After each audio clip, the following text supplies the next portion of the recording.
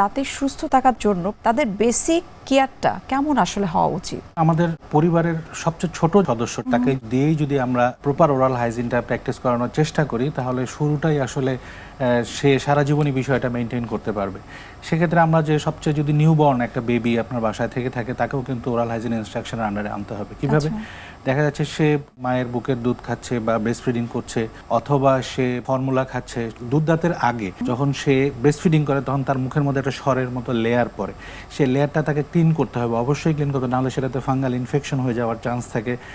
দেখা যাচ্ছে যে মুখের মধ্যে ঘা বা অনেক কিছু হয়, সেক্ষেত্রে বাচ্চা রাত্রেবেলা কান্নাকাটি করে। সেক্ষেত্রে আমাদেরকে প্রথমেই যেটা করতে হবে, শুরুতেই প্রতিদিন, এটা প্রত্যেকটা যে মায়েরা আছে তাদেরকে এটা অত্যন্ত সতর্কতার সহিত পালন করতে হবে যে তাকে প্রতিদিন, সে দেখা যাচ্ছে যে আমরা অনেকে মনে করি দাঁত থাকলে শুধু দাঁত ব্রাশ করতে হবে, না, দাঁত থাকলে না, সেক্ষেত্রে আপনার জিবা, তারপরে মাড়ি, এগুলো পরিষ্কার করতে হবে সুতি কাপড়ের মাধ্যমে, হাতের মধ্যে আস্তে করে নিয়ে তারপরে সেটাকে আমরা ক্লিন করে নিতে পারি। এর পরবর্তীতে যেটা হতে পারে, যারা বাসায় আছে সেক্ষেত্রে ওরাল হাইজিন পরিবারের সবার ক্ষেত্রে যেটা করা উচিত, সেই প্র্যাকটিসটা করা উচিত। আসলে সেটা ফ্যামিলির মধ্যে যদি এই ধরনের প্র্যাকটিসটা থাকে, ওরাল হাইজিন মেনটেন করার প্র্যাকটিসটা থাকে, তাহলে পরবর্তীতে দেখা যাচ্ছে যে জেনারেশনটা সেই একটা এনভায়রনমেন্টের মধ্যেই থাকতে পারে, যে গুড ওরাল হাইজিন ইনস্ট্রাকশন কিভাবে ফলো করা যায়। জন্মের পর অনেকে থেকে মুরব্বী যারা রয়েছে ওনারা মধু ইউজ করে থাকে, সো মধুটাকে ইউজ করাটা তাদের জন্য সেফ?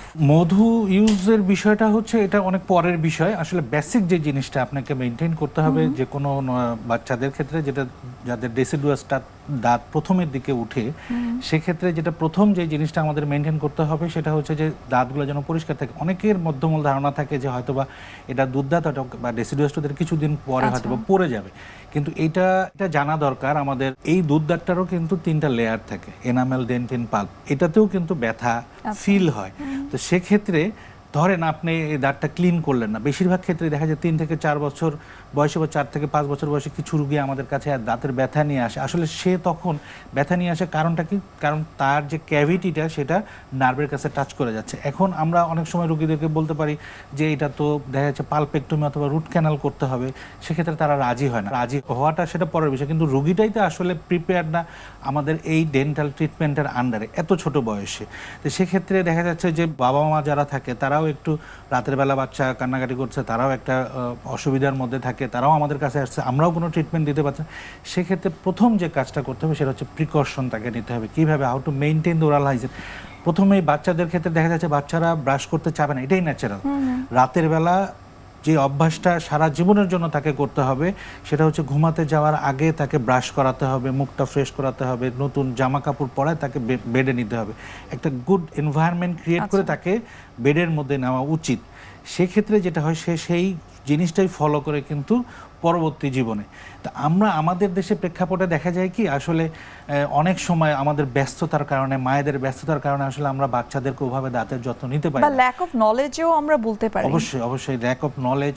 তাছাড়া একটু প্রচলন আছে, দাদি বা একটু বয়োজ্যেষ্ঠ আছে, তারা আসলে বলে যে এখন এই দুধ দাঁত এটা তো পড়েই যাবে, এটা তো আর যত্ন নেওয়ার প্রয়োজন নেই। কিন্তু আসলে এই মানে ওরাল হাইজিনটা যদি ছোটবেলা থেকে মেনটেন হয় না, এটা পরবর্তীতে ওরাল হাইজিনটা আপনার বয়সকালে বা আপনার অ্যাডোলেসেন্ট যে সময়টাতে যায় সেটা সুন্দরভাবে কিন্তু মেনটেন হয়।